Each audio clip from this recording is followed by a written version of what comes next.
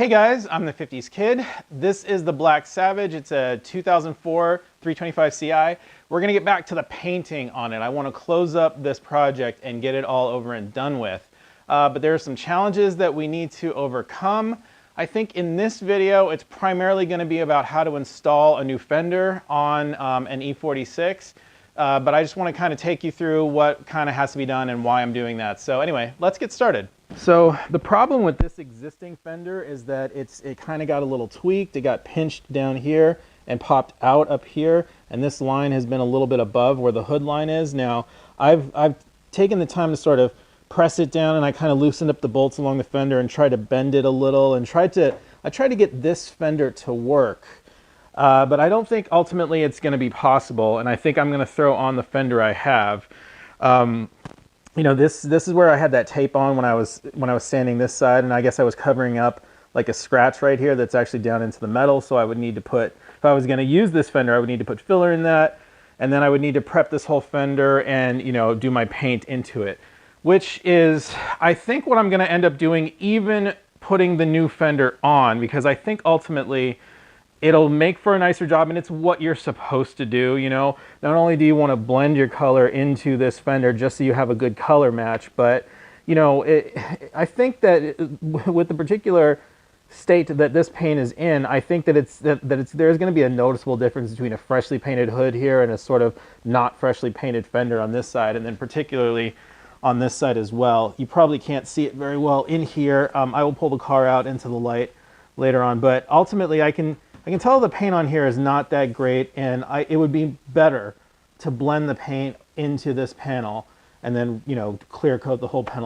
panel down. So I think ultimately that's what I'm gonna end up doing, and let me show you why. So this is the new fender that I got from the junkyard. At least it is our fender. It's got the right, you know, it's from the same year. It's from the 2004, and that's when they did sort of an upgrade design to the headlights on the coupes. Yeah, as you can see, it got a little bit of splatter from when I was doing polishing, which I should have wiped off, because when that stuff dries on, it actually dries on pretty hard. The problem with this is this area right here. I think you can see that it's kind of dented in a little here, and I've spent some time trying to bring the dent out, but this is as good as I really am able to get it. And I mean, this is good enough to the point where I think I can just spray primer surfacer on this and then block it down, and I think that that's like all it would need. So I mean, ultimately, since I'm gonna have to do that, I'm gonna have to paint this fender anyway, so that's just kind of how it goes. So I think what I'm gonna do is toss this thing on the car in this video. There's also like some kind of a touch-up that somebody did to this corner right here a little while ago. So yeah, I think I'm going to, and I think I got like overspray from something or other. So we're gonna throw this on that car, and I think I'm gonna pull that car out so that we can do this outside and get a little better light on here. And once I have it on the car, I will tape things off, spray some primer on here, and block it down. I'm not gonna do all that in the video because you've seen kind of the process on doing that before, but I'll cover, you know, how to install this on the car. So we need to pull off the wheel because we need access to this fender area, and it's just a little easier if we do that.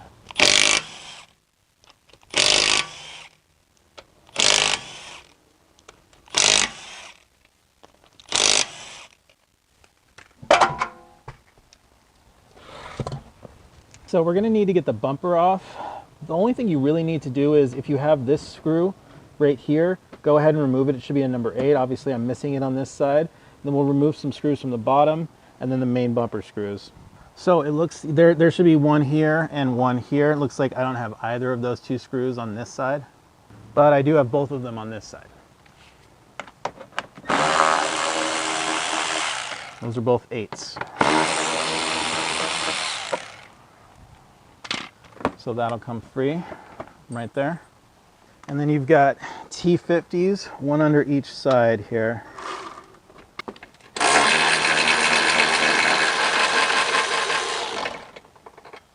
The big long bolt right there.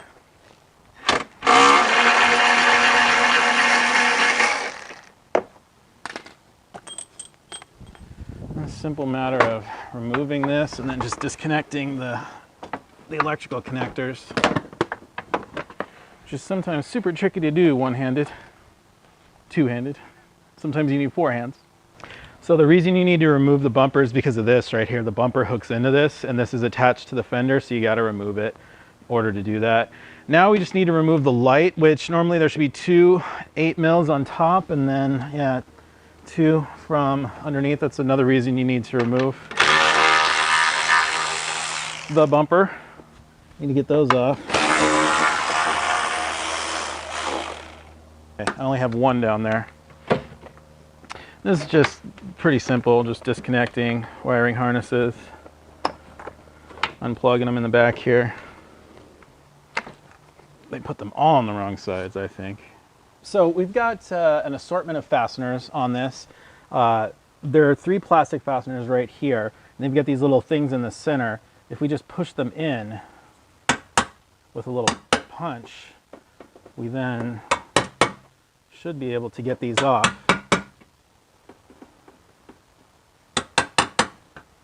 Just use this pick to make sure those centers are punched all the way out. They are. And I like this particular pair of side cutters because it's ground flat on the side. Some of them have a bevel. This one's ground flat, so I can just grab and, you know, kind of grab into whatever it is, get up and under it and pull it out. So I like those. This one's made by Klein, but they all make a version of this that's like ground flat. So now, once we grab those little center sections, which are just inside here, we'll be able to reuse those, which is kind of nice. So up along the top here, we've got T30s.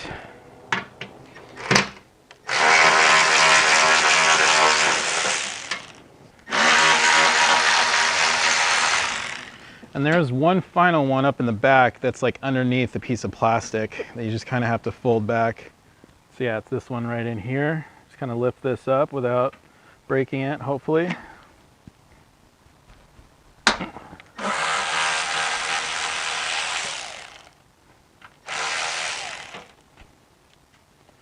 There's only a couple more fasteners. There's a 10mm that's screwed up from underneath that's connecting a little fin to this this body here. So let's get that one. So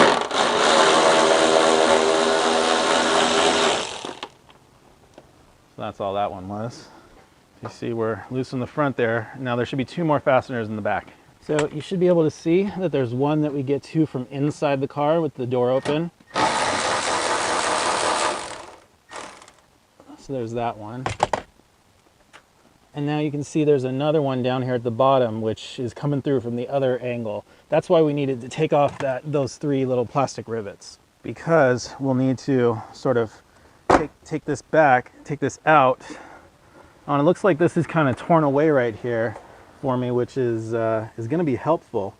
Normally it might not be that way, and you might need to kind of keep disconnecting this rubber panel a little, which I guess not having the fasteners here right now, I wouldn't really be able to show you, but you should be able to sort of peel this back, and then all you have to do is sort of reach in there with a long extension. That's why I've got this really long extension. And if you just kind of use a flashlight, which I might need to go grab, yeah, and I might need an extension slightly longer than this one too. Yeah, so it's gonna be a little too hard to actually get a camera view of this, but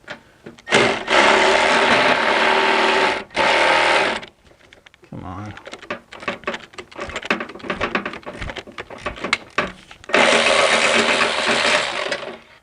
So this should be loose now.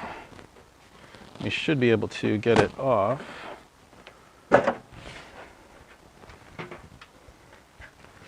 Oh, okay, one more fastener down on the bottom here. I guess it's really, again, gonna be hard for me to show it, but it's straight down, just straight down right there. And we would have been able to get that from in through here. It was just right down there. So I forgot about that one.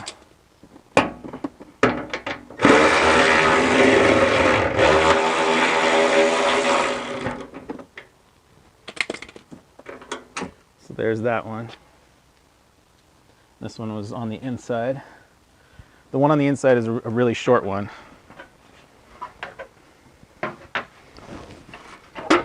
Okay. There's a little electrical connector, which I'll just unsnap. That's it. That's how you remove your fender. So that's the one on the inside. It goes from the inside right there. That one's also a short one. And that is it. So I've recovered those 3 little center things that fell down onto the ground. And now we'll just get our new fender installed. I'm going to leave the light off of it for now. And because, you know, we're going to be painting and stuff. You know, I am a little nervous about this electrical connector not being like available when I do go to put the connector or the light back in. Kind of nervous about that, and I don't know exactly yet what I want to do about it. I don't want to have to take the fender off just in order to get the light back on. So I'm thinking maybe I should just tape this kind of to the bottom of the fender right here so that I can at least kind of grab it and, you know, pull it out when it comes time to put the light back in. Just kind of tape it to the side of the fender here. Okay. That's all we would need to do. Now, I think before I bolt everything else on, let's get this where it wants to be. That would be there, and that would all be there. I think I'm just gonna bolt on the top here first and just make sure the alignment is gonna be good on this particular fender. I just wanna see what the hood's gonna look like when it's closed. So let's put those bolts in first. Now I'm gonna try to keep the alignment of the bolts because, you know, BMW would bolt this up and then paint it after. So there's a little circle where the bolts would go. I'm going to try to keep that alignment. Kind of assuming that that is where it wants to be. This one might need to come out a little. Okay. Let's see how we did. So it's way out over here. Way out of alignment over here. So we need to open that back up. So, unfortunately, I don't think I'm going to be able to keep those spots. It definitely wants to be closer like that. What I'm seeing here is that with this fender, it's just about where the old one was as far as the alignment and stuff. And it kind of feels like the hood, that I noticed earlier that the hood was a little high in this spot right here. I thought that the fender was tweaked in, but it could just be that, you know, obviously that's the hood more than it is the fender. I don't know that we're going to do any better than the old fender as far as this goes. And I think, seeing this now, I think I'm going to go ahead and just reinstall the old fender on here, because if I can't get any better alignment right there, I would rather have the old fender on here and have those bolt holes match up and not have to prime that you know, a dent on the side of the fender. I would much rather just fill in a small area with putty like right here and then blend the side into it. So I think that's what I'm going to do. We're just going to have to live with the alignment as it is right here. That's just how it has to be. So no big deal. So I'm just going to reinstall the old one. So yeah, I guess ultimately I made a bad decision in trying to get a new fender. But hey, I didn't know that until I tried this.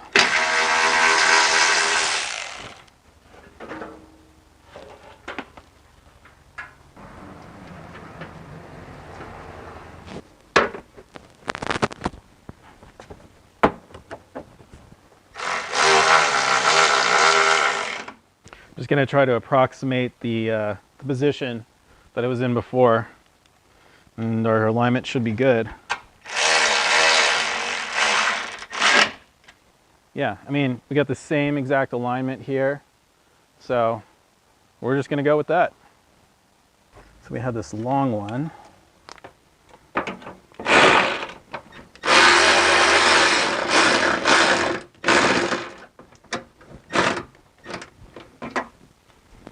So this one's going to be a little tricky in that we need the light. So maybe we can go like that. Or maybe we can just go like that. And we're just going to carefully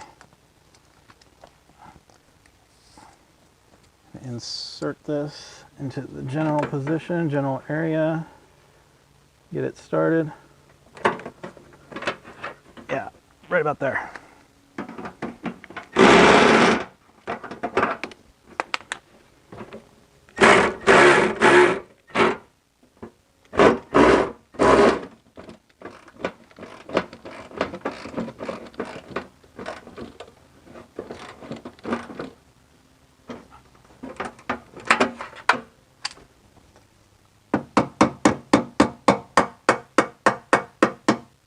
So we've got our one fastener down on the front here.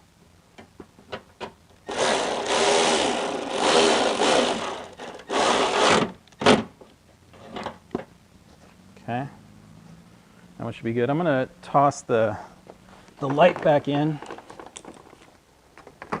Fortunately, I broke this little part up here where it fastens. So that's great. But I think if we can just fit the light on here, we'll be able to bolt it in from the bottom. It'll stay in. Okay, I think we're good. I mean, we're where we're supposed to be. Okay, and our final fastener. Well, ultimately that did not work out the way I wanted it to, but I didn't know that until I tried to put the new fender on. Really wasn't a big deal, not a lot of work as you saw. So old fender's on, it's all good. I'm just gonna prep that one and use that one. I think it's ultimately in better shape than the other one that I got because I don't have to, I don't have to do any primer on it and, resurface and block sand and all that stuff. So anyway, just gonna use this one. I'm gonna prep the sides of the fender. I'm gonna prep the fenders. I'm not gonna cover that because it's basically the same kind of prep. I'm just sanding them to 600 and then just, and then I'll just cover the painting in the next video. So anyway, if you liked this video, give me a thumbs up, subscribe if you want to see more. I'm the 50s Kid. Thanks a lot for watching.